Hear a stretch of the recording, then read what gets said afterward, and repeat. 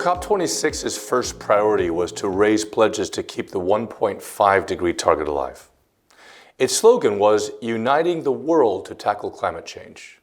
And the pledges were significant: phasing out of coal, methane reductions, stopping deforestation, accelerating electric vehicle adoption. Quite a few. But it only lowered projected global warming from 2.5 to 1.5 degrees. This year, the focus is on delivering for people and the planet. The prior focus on additional pledges, or the nationally determined contribution upgrades, otherwise known as the NDCs, is likely to be replaced by an execution of the current NDCs, evidence of climate mitigation action, and adaptation strategies. This shift underscores the sense of urgency around implementation, especially after an eventful 12 months.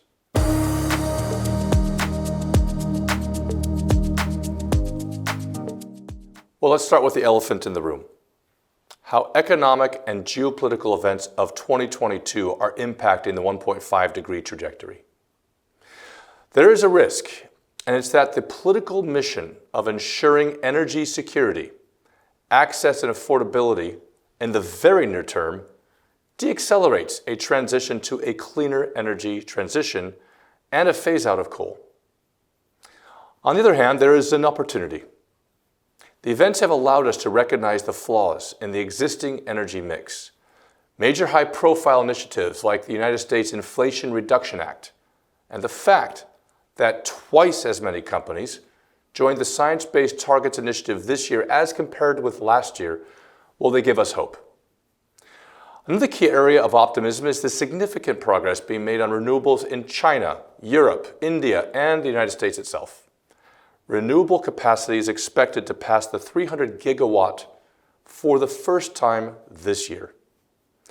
Science and Solutions Days are also planned within the COP27, and they will capture the spectrum of climate risk and opportunities.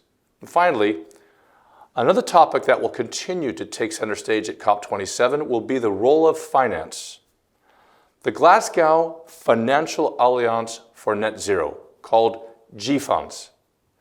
This initiative, launched ahead of last year's event, will be in the spotlight. The financial sector has faced several challenges this year. This includes achieving a common approach to financed emissions, as well as making progress on the coal and financing around regional policy and priorities. The GFANZ published a consultation on net zero transition planning guidelines by financial institutions this past June. The final report is expected ahead of the conference, and it remains a voluntary initiative. Perhaps we need regulation and formal public policies to overcome limitations, as well as a tighter alignment with public financing. And finally, let me touch on a few more talking points that we expect to see at the upcoming COP27 meeting. The just transition topic and the climate finance delivery plan will be back into focus next month. On the other hand, biodiversity will not receive equal billing next to the climate topic, unfortunately. However, having 3 separate thematic days for adaptation and agriculture, water, and biodiversity is significant, and the COP27 should try to lay the groundwork perfectly for what will be the UN COP15 dedicated to biodiversity later in Montreal in December.